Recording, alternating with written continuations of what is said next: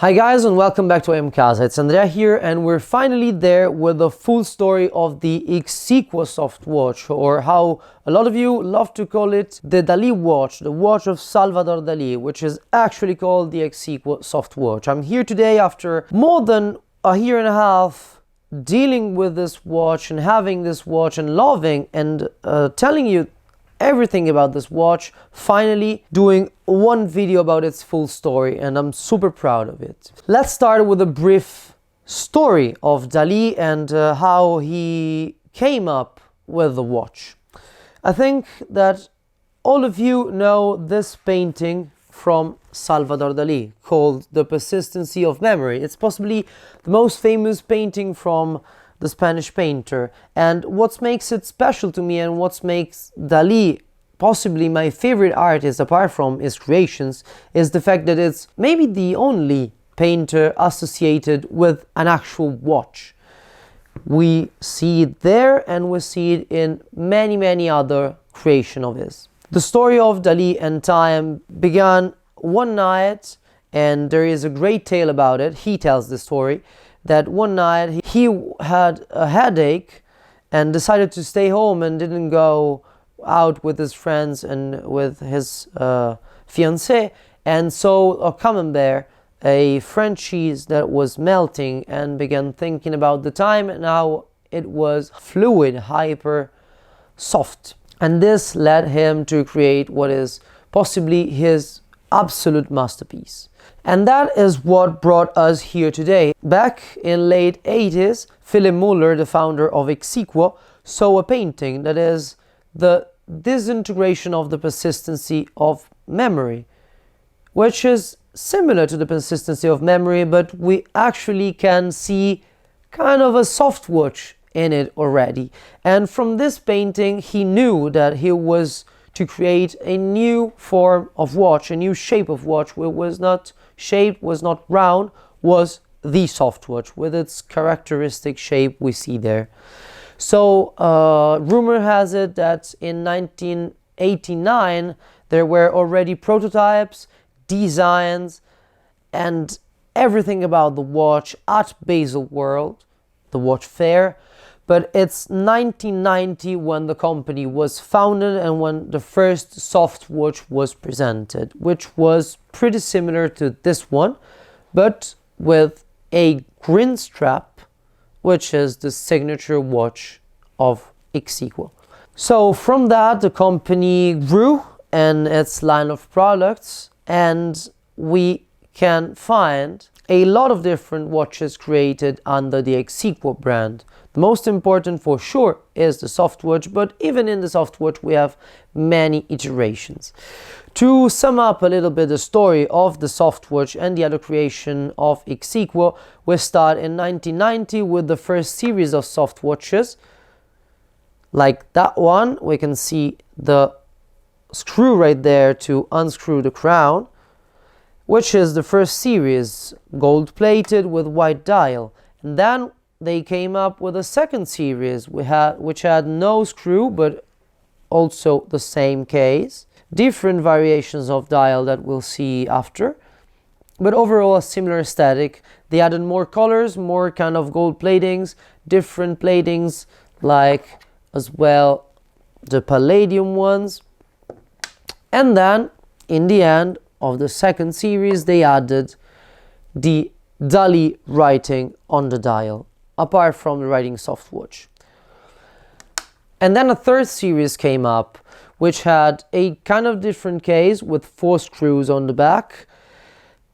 Was not as ergonomic as the previous ones, as it was almost straight, and a little bit of different dimensions, a different kind of glass, and an overall different construction of the case. Apart from these 3 series of the soft watch, we can find a lot of other iterations. They started a museum collection that had paintings on the dial. They started an erotic collection with erotic paintings on the dial, and in 1996 they started another model which had kind of a round shape, also with a soft part melting on the downside of the watch. That last one is not as renowned as the Softwatch due to the fact that in 1998 the company was closed due to the fact that they used the Dali sign on the dial without permission, and so the company failed and the Softwatch was no longer produced.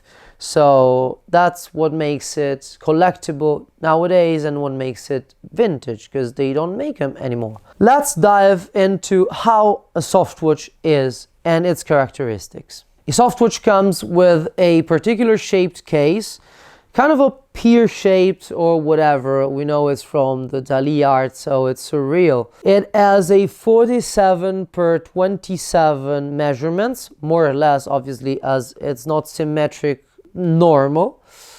It has this plastic glass coming up from the case, a super round crown on the side, and the dial recalls what's the typical Cartier dial with Roman numerals exploded, adapting to the layout of the case. Super tiny hands, but it's pretty simple to tell the time, and you don't actually wear the watch to tell the time, that's for sure. We can find it with no writings at all on the dial, with the little writing Softwatch at 6, with the writing Softwatch at 4 like this one, with the writing Softwatch at 12 as this one, with the writing Softwatch and Dali as this one, and in many different iterations. For colors, we can find it gold plated, and the plating, I can assure you, it's really a thick layer of gold plating. I've been wearing it for a whole summer, sweating and going around Italy, and nothing happened. So it was really a well-made watch for something being born in the 90s.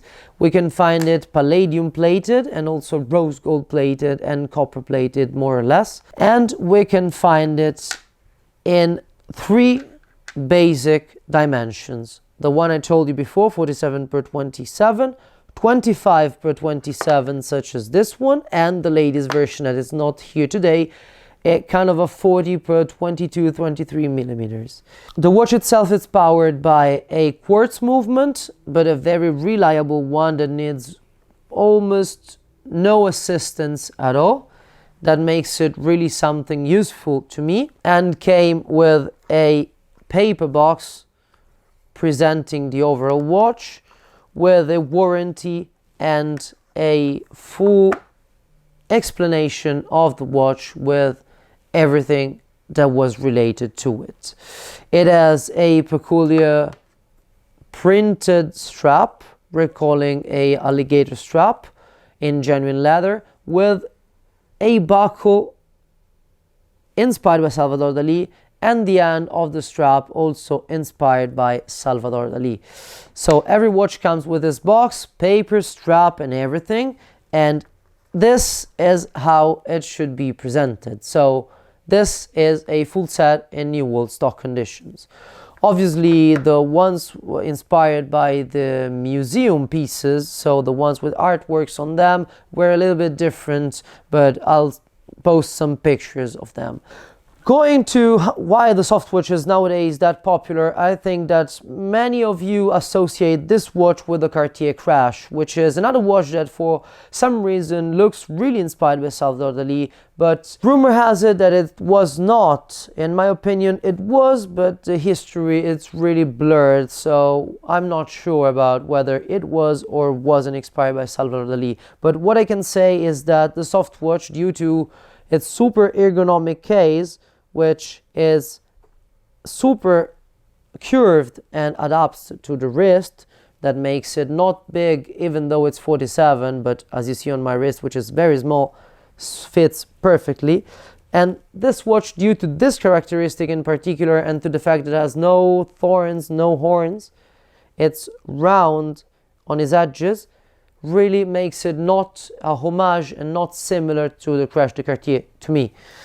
The watch is really unique in design, is an actual work of art, and for you to know, the design of the watch is registered to the foundation of Salvador Dalì as something that really came from Salvador Dali's minds. That makes it really an artwork. And that's what makes it special and collectible to me, is that the fact that everyone seeing it remembers that Salvador Dalì kind of thinks about the Crash de Cartier and all the fact that it's became an icon, but can wear a watch that costs really less and that has many more colors. We see it in green, we see it in black, we see it in blue, and many other iterations, red, yellow.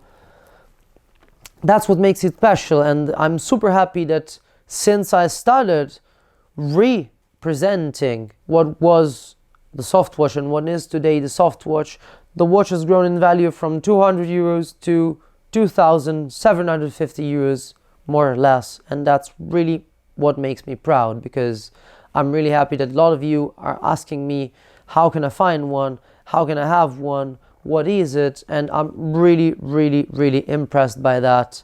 It makes me think that art is really getting into watchmaking. Couple fun stories and we're done with this video and with the full story. A Softwatch was even gifted by none other than Paul McCartney to a friend of his for a really fun stories. I'll leave you an article about it, and that makes it even something that it's historically linked to other things happened to us. It's really not just a watch. To me, it's a work of art, and it's the easiest way to have and to enjoy a work of art, and that's what makes it special. I hope I can tell you more about the future of the company, which is no longer there, but this is for a next video. I want to thank you for being with me. If you ever need a Softwatch, please DM me. I don't have them, I don't sell them, but since I'm becoming kind of a focus point for this watch, I may be able to put you in contact with someone who's selling his one. And nothing. Enjoy your Softwatch if you have one. Stay tuned. Love art and love watches, and see you in the next video.